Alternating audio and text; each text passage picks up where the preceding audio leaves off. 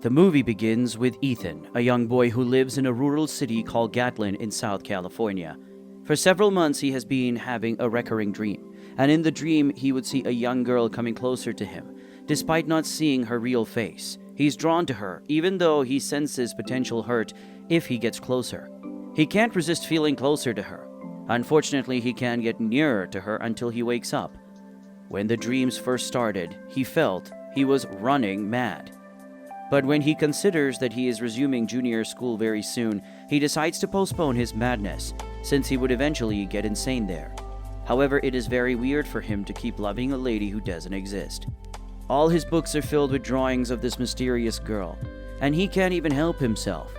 He takes a run while talking about how horrible their city is. They barely have any new residents, and the residents are stuck there. The people are still not over the Civil War, and he lost his mother last summer too. Ever since then, his father has refused to leave his room. He lies on the ground where he sees a locket. The following day, he cooks and prepares for school. A lady, Amma, comes to restock his foodstuff. He calls out for his friend, Link, and they drive to school.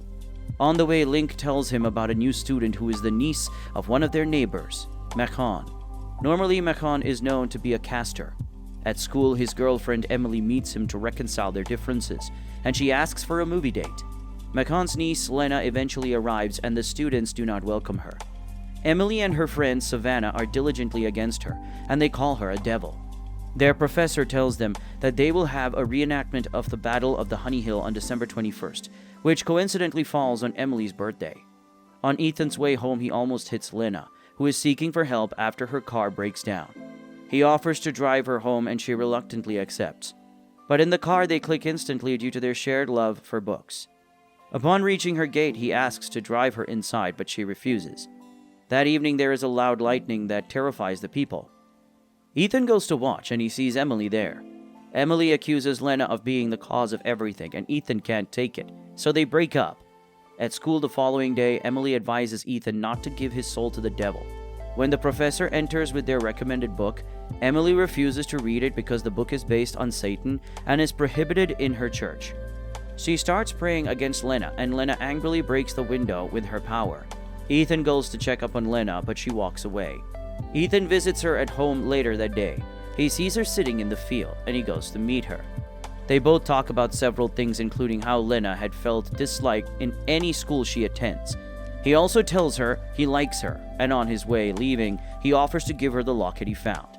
But before she takes it, Macon comes out and invites Ethan for tea.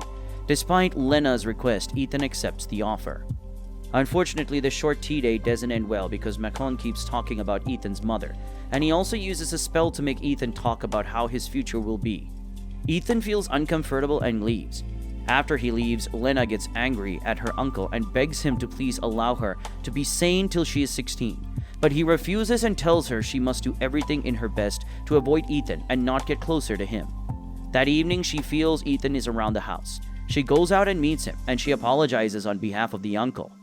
He gives her the locket, and when they hold it together, they see their past life during the Civil War, where they hugged before Ethan was killed.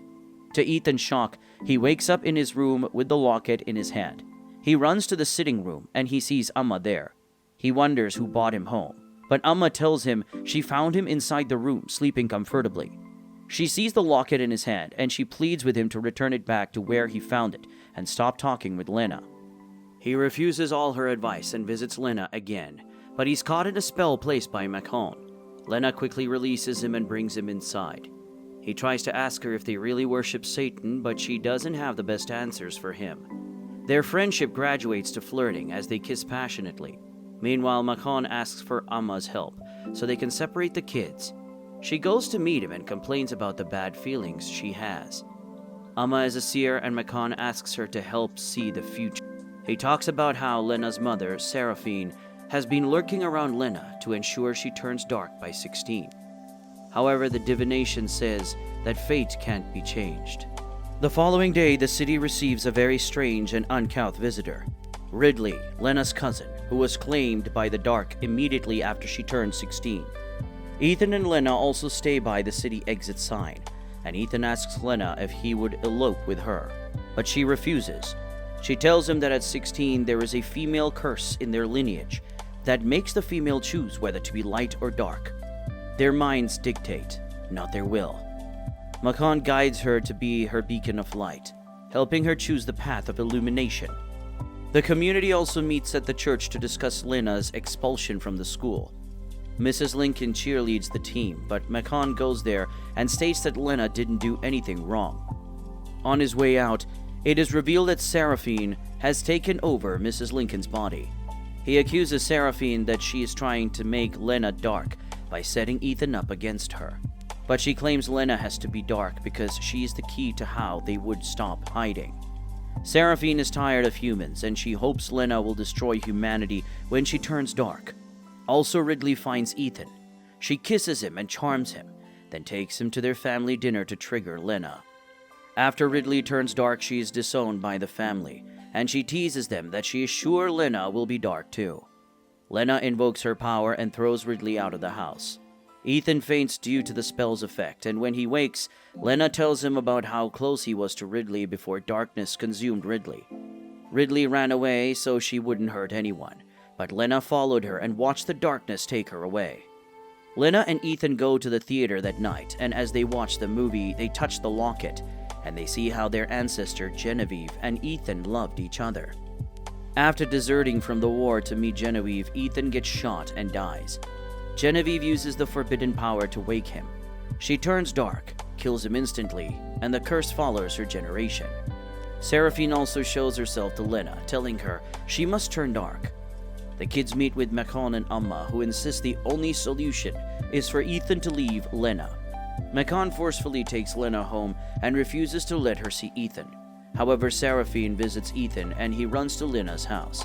He insists he won't leave her and he doesn't care about the curse. The adults see how Lena's power calmed when he spoke, and they decide to leave them. The lovers go to Amma and plead with her to find a solution. Amma takes them to the secret library, which has all the books about casters, but Makan has read almost all the books but finds no information about the curse. However, a door suddenly opens and reveals a book about moons. Amma admits that Makan couldn't read the book because the book chooses who reads it. Fortunately, the book chooses Lena, and she starts reading. After several days of readings and several paranoid days, she eventually sees the solution. She finds a way to send Ethan away before opening the door for Aman and reveals that the only solution is for her to kill who she loves, and she can't do that. She goes on a date with Ethan and she clears all of his memories with her.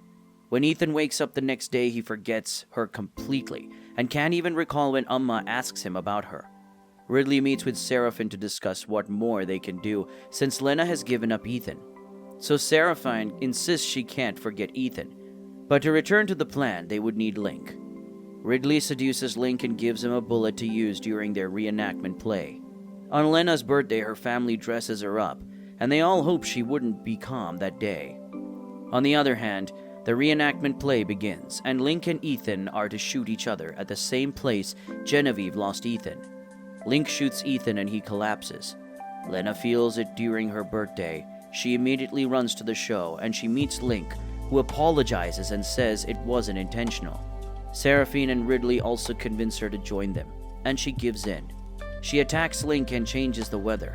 But Ethan's body changes and she sees it is Makan who is disguised as Ethan. He tells her the curse must be broken, and someone she loves must die, and he's ready to sacrifice his life. She controls herself, and when her mother blackmails her that the moon will take her, she swallows the moon. Ridley gets scared and runs off while Lena confronts her mother. She removes Seraphine's spirit from Mrs. Lincoln and destroys her. She goes to Makan's corpse and admits nothing good can come from loving a mortal. She decides to let Ethan go. 6 months later, Ethan comes to bid Amma goodbye as she's leaving for New York. He meets Lena there and he introduces himself to her. He drives out of the city with Link, but as he reaches the exit sign, he remembers being there with someone. This is when he jumps out of the vehicle and calls her name, and Lena is also seen hearing his call from a distance.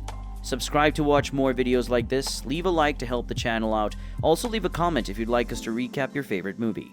Thanks for watching.